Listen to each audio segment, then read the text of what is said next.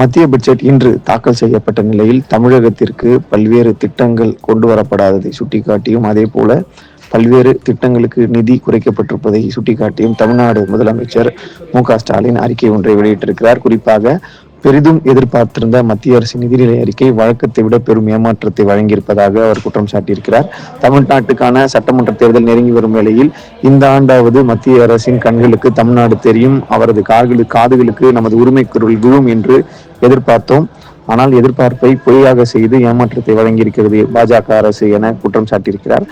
நிதிநிலை அறிக்கையில் தமிழ்நாட்டின் நலன் முற்றிலுமாக புறக்கணிக்கப்பட்டுள்ளதோடு ஏழைகள், பெண்கள், விவசாயிகள், விளிம்பு நிலை மக்கள் என எந்த பிரிவினருக்கும் நன்மை பயக்கும் முக்கிய திட்டங்கள் இதில் இடம்பெறவில்லை என்பதை சுட்டிக்காட்டியிருக்கிறார்.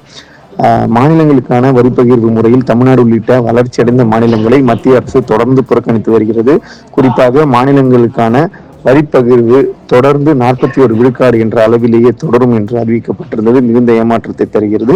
50 விழுக்காடு உயர்த்த வேண்டும் என தமிழக அரசு வலியுறுத்தியிருந்தது குறிப்பிடத்தக்கது. இந்திய பொருளாதார வளர்ச்சியில் மாநிலங்களின் பங்களிப்பை உரிய முறையில் 16வது நிதிக்குழு அங்கீகரிக்க முற்பட்ட போதும் நாட்டின் 2வது பெரிய பொருளாதாரத்தை கொண்டு நாட்டின் பொருளாதார வளர்ச்சிக்கு பெரும் பங்களிப்பை செலுத்தி வரும் தமிழ்நாட்டிற்கு நிதி பகிர்வு சதவீதம் இதர வளர்ச்சியடைந்த மாநிலங்களை காட்டிலும் குறைவாகவே அளிக்கப்பட்டிருப்பது மிகுந்தவும் வருந்தத்தக்கது. அதே போல தமிழ்நாட்டிற்கான வரி பகிர்வில் ஆண்டிற்கு சுமார் 5000 கோடி ரூபாய் நிதி இழப்பு ஏற்படும் வகையில அறிவிப்புகள் இருப்பதாகவும், கடந்த பல ஆண்டுகளாகவே நிதி பகிர்வில் தமிழ்நாடு தொடர்ந்து புறக்கணிக்கப்பட்டு வரும் நிலை உள்ளதும் தெரிவித்திருக்கிறார். மேலும் இந்த ஆண்டு தமிழ்நாட்டிற்கான ஒன்றிய வரிகளின் பங்கு சுமார் 1200 கோடி ரூபாய் அளவில் குறைக்கப்பட்டுள்ளது என்பதும் கண்டிக்கத்தக்கது என தமிழ்நாடு முதலமைச்சர் மு.க.ஸ்டாலின் அந்த அறிக்கையில தெரிவித்திருக்கிறார்.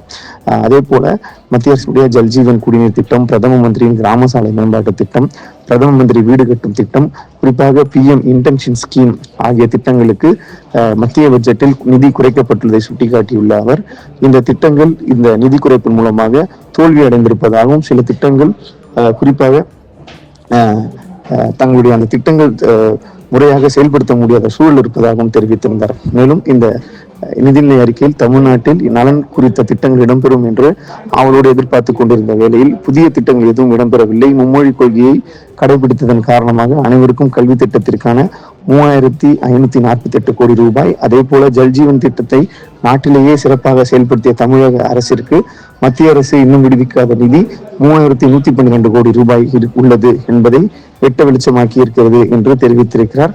அதே போல வழக்கமாக ஒன்றிய மத்திய நிதியமைச்சர் வழங்கும் நிதிநிலை அறிக்கையில் இடம்பெறும் திருக்குறளும் இந்த முறை இடம்பெறவில்லை. தமிழ்நாட்டிற்கான எந்த திட்டங்களும் இடம்பெறவில்லை. மொத்தத்தில் ஏமாற்றம் என அந்த அறிக்கையில முதலமைச்சர் தெரிவித்திருக்கிறார், குறிப்பிட்டிருக்கிறார்.